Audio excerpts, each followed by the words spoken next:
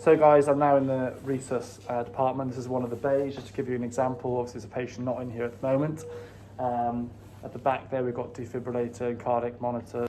Hello everyone, welcome back to my channel, welcome back to another episode. You join me on the way to A&E on another very sunny day. It seems absolutely typical at the moment that it's sunny through what's going on. And not a bad thing in some ways, because I think it does lift the spirits, but as we all know, as soon as this all is over, it'll start raining. So yeah, but anyway, that aside and weather aside, much more important things to talk about today. So I'm on the way into work, as I said, feeling quite positive. Clearly, over the last few days, things have developed with our Prime Minister becoming unwell, and at the time of recording, we've just found out I've just found out he's gone to intensive care.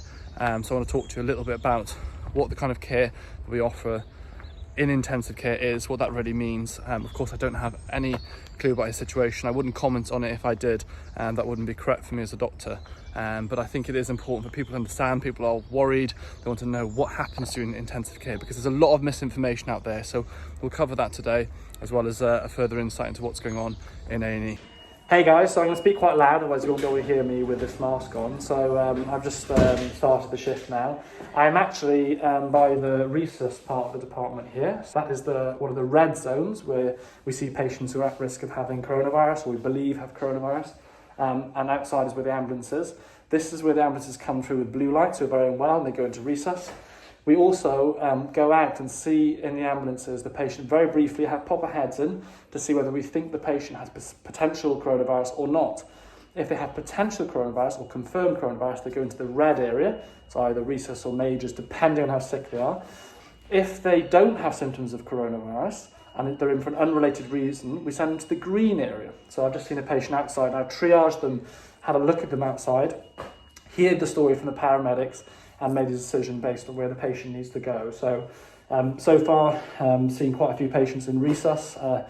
It's hard work going in and out because you have to change into the PPE.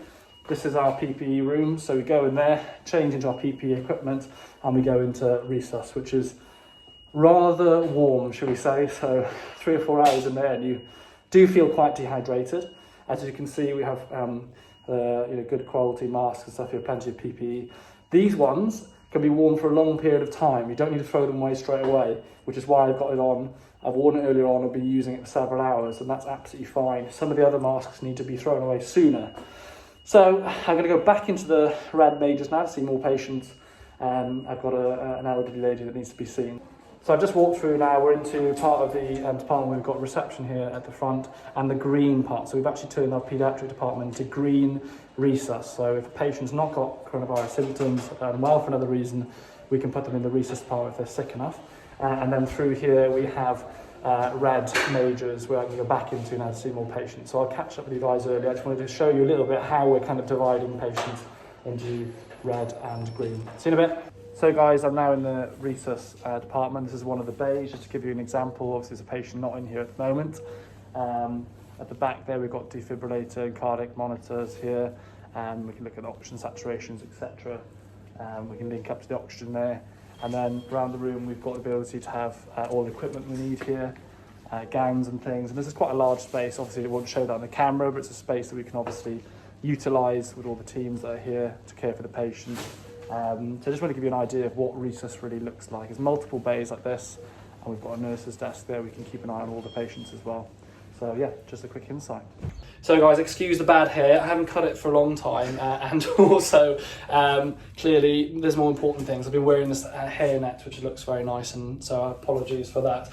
I'm joined again by Dr. Taylor. Right. You had great reviews from last time. Everyone loved you. I think your insight was really, really great. Yeah. So I've been in A&E now for 4 or 5 hours, maybe on that 6 hours, something like that. Yeah. It's been a pretty hectic day. I spent most of my shift in resus, and I must say I've seen every patient I've seen. I think has been in their 50s.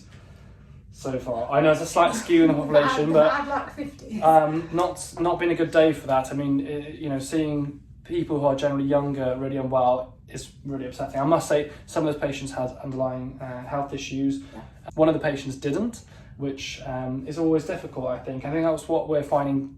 Emotionally, I think challenging is seeing people who are otherwise fit and well coming in and having a real shock, because if you are unwell and you're not used to that, you're used to kind of going about your daily business, it's really challenging, I think, isn't it, to be suddenly unwell? Yeah, I think it's as well, like you go very much, you're not used to being a patient as well, so like you're seeing lots of people that generally go about their daily lives, never really see doctors, don't really have to have any interaction with us normally, which is normally the better way to be, and it's just coming in a much more of an acute setting as well, obviously, when you're going into resus and things as well.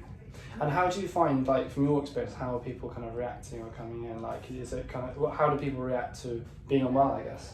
I think quite a lot of them are quite shocked when you say, oh, I think it's coronavirus as well, and they're like, oh, I didn't think it would happen to me. And obviously it's now becoming so widespread that actually it tends to be a lot of the proportion of what we're seeing at the moment. So I think, they seem a little bit shocked normally when you say it as well. Yeah, I mean, this morning, as I say, I've been in resus pretty much exclusively, and I've seen, not myself, but the whole of resus has actually been coronavirus this morning, essentially. I saw 3 or 4 of the patients, one of which I think will need intubation.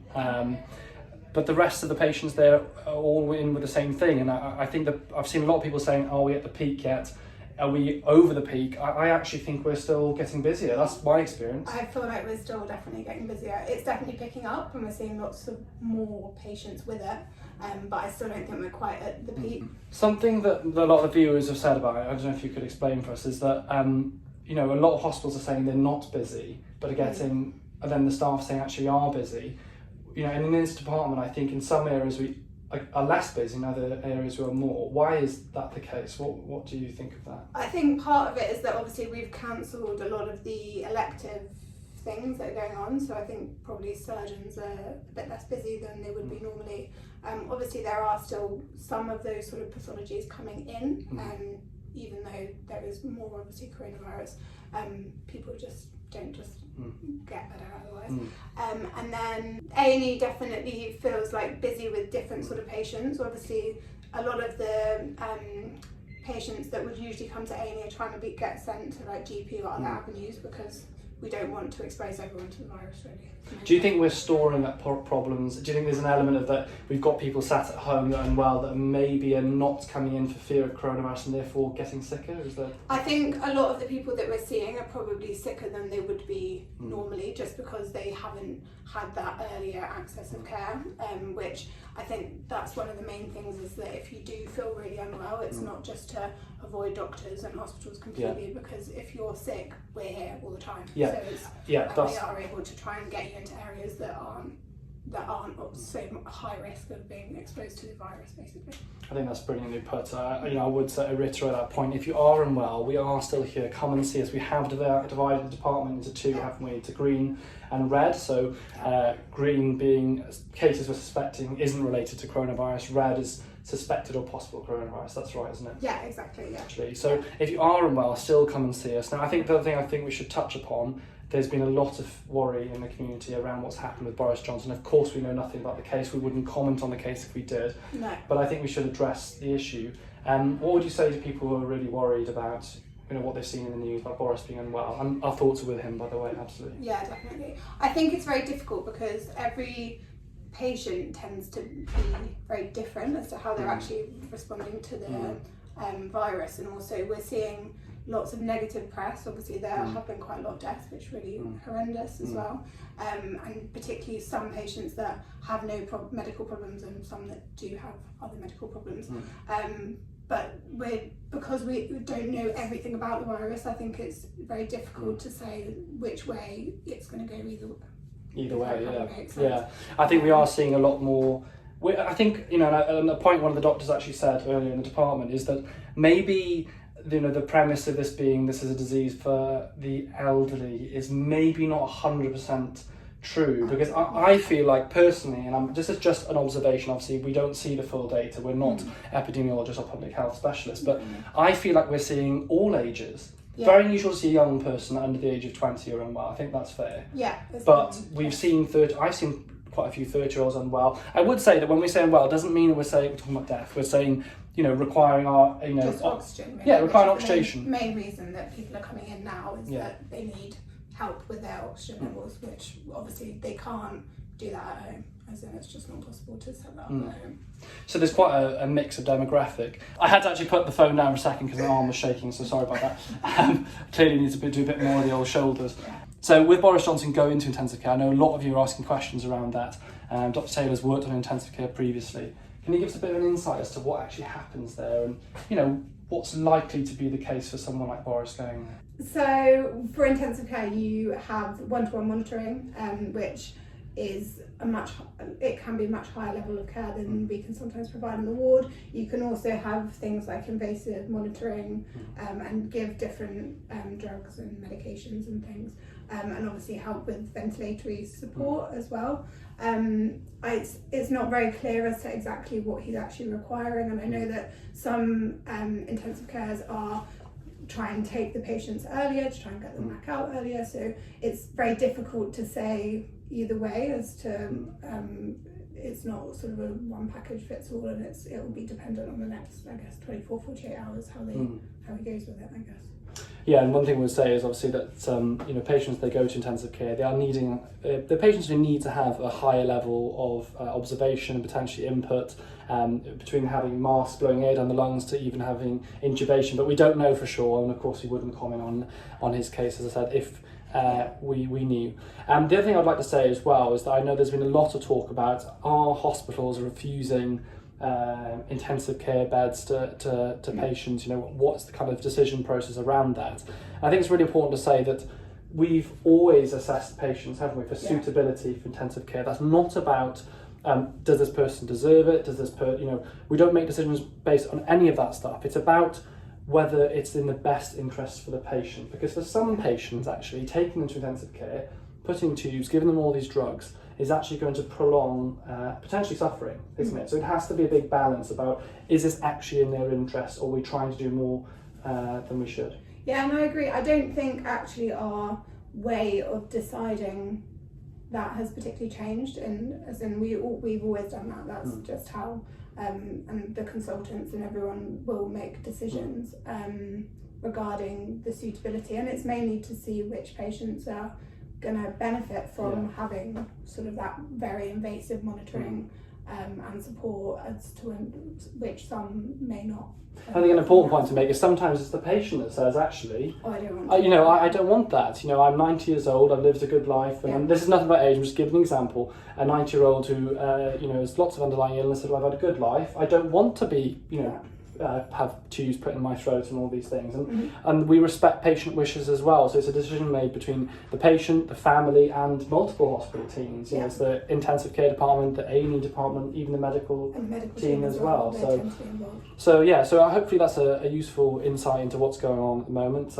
Are your energy levels good? She's just come off nights over the weekend. Over the weekend, yeah. And she's back in strong already. So back into it, yeah, no, it's all right. Well, you look fresh and things. Someone said to me this morning, I saw one of the ENT doctors, and they said, "Are you finishing your shift? Because you look like you look very tired. You look very tired." That's always a sad sign. Yeah, that's a sad thing. So maybe I've got loads of like dark eyes. I think I have actually. Need some concealer under the eyes. I need some concealer. There you go, and a haircut. Anyway, thank you so much for your time. You're amazing. People really enjoyed having you on the channel last time, and I hope that's been a useful insight for you guys. There'll be more episodes coming up. I'm trying to keep an update so that you know what's going on, so we're open with you and answer as many questions as we can. Take care. Thank you so much. Comment below any thoughts, any questions you have, and I'll try and answer in the next episode. Subscribe, comment, do all that, share, and let people know about the channel. Thank you, everyone, and take care. Stay safe, guys. Bye-bye.